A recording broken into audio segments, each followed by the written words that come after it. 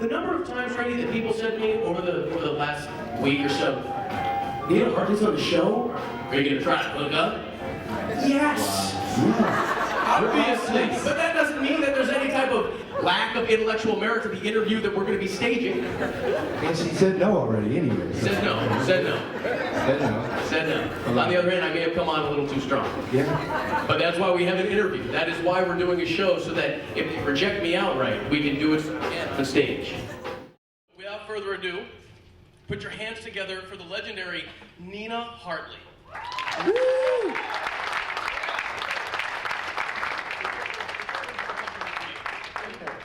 Are we ready? Is everybody comfortable? Everybody set? This is one of those scenes for which you would want to be extremely comfortable. I'm gonna move over. And you're gonna help us get way too far away. Yeah, I know. I'm moving way far away. a lot closer to. That's much better. Oh, Yeah, guys, 3-1. That sounds like a good. Check. Believe me, any woman can take care of any 3 young boys. If I'm old enough to be your mama, then you're a young boy, even if you are voting age or even drinking age. Like I tell people in my business, I'm old enough to be your mama, but I'm no one's mom, so it's okay.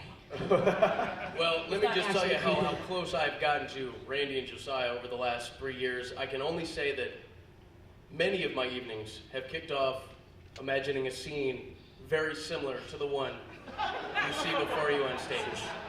Like that. So let me ask the first question. You said you would be a woman who could satisfy 3 men at one time, all right? But there's a lot of different ways that men could be satisfied. Wow, right? give you a gold star. Well, let's talk about that gold star. We want to take this journey a little bit further. Here's the question that we have right now, because this is a serious issue.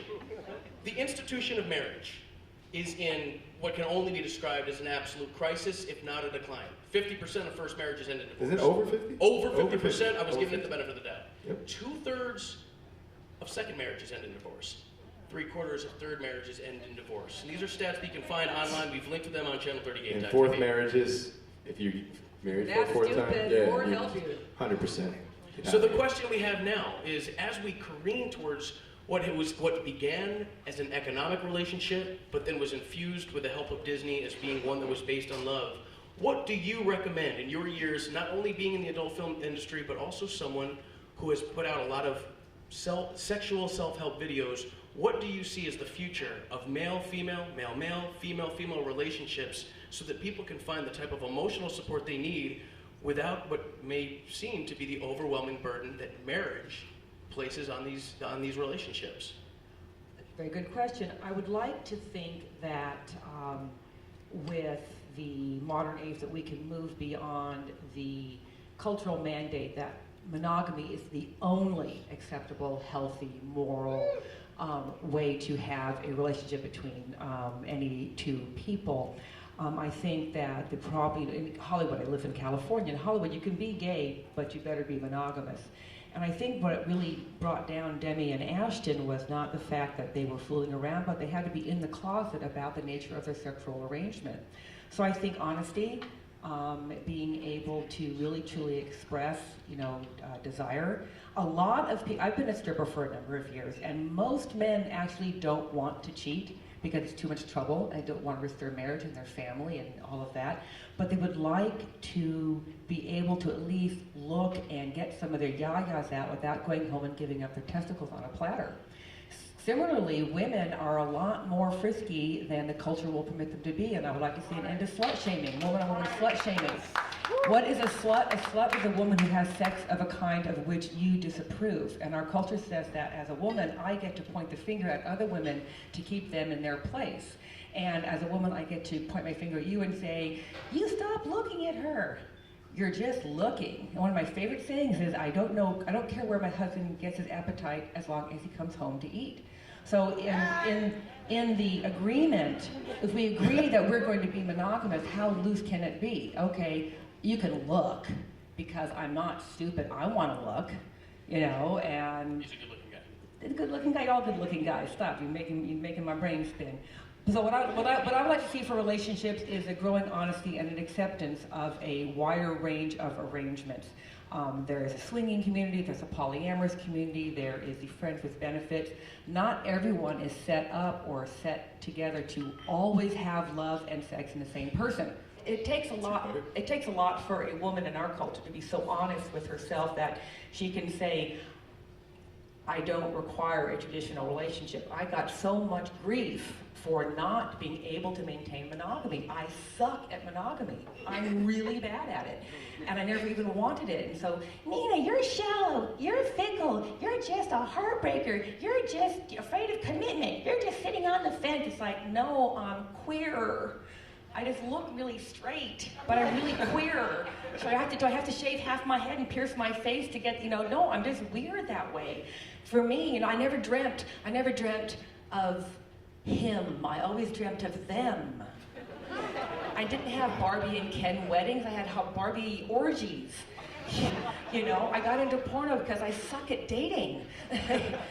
We have a lot of power and control over the kinds of sexual arrangements that we have. This is not to say that it's easy. I've made plenty of mistakes in trying to become an ethically open person.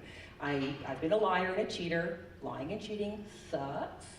It's not good. It's bad for your spirit, bad to the person. It's just one of those unethical things.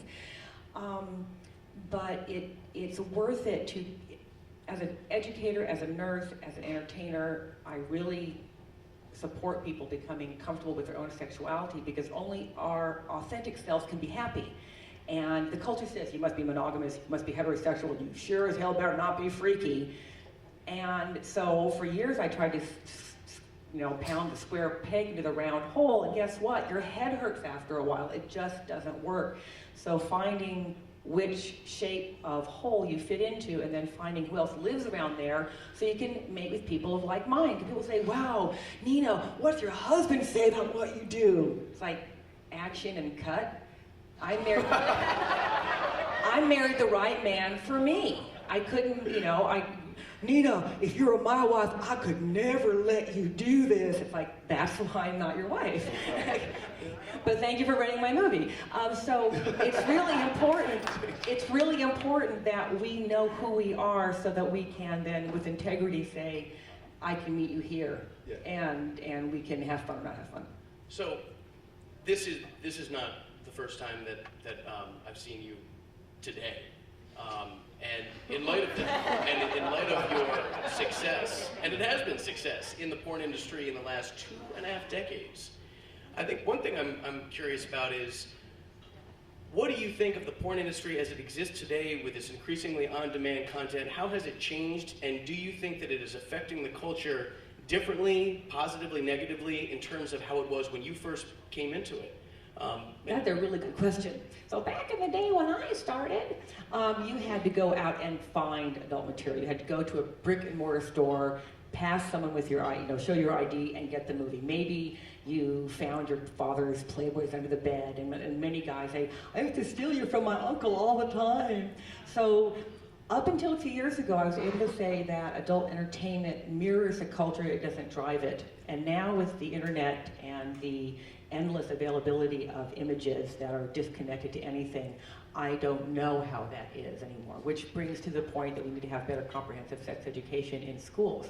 That being said, the most important sex education we get is in the home. How do the mother and father treat each other? Are they affectionate? Does a child have body integrity, or are adults violating it with abuse, sexual or otherwise? So by the time the child is even 10 years old, he or she has a sense of him or herself as a valuable person, a worthy person. They can trust adults, they can't trust adults, they have accurate information about where your babies come from.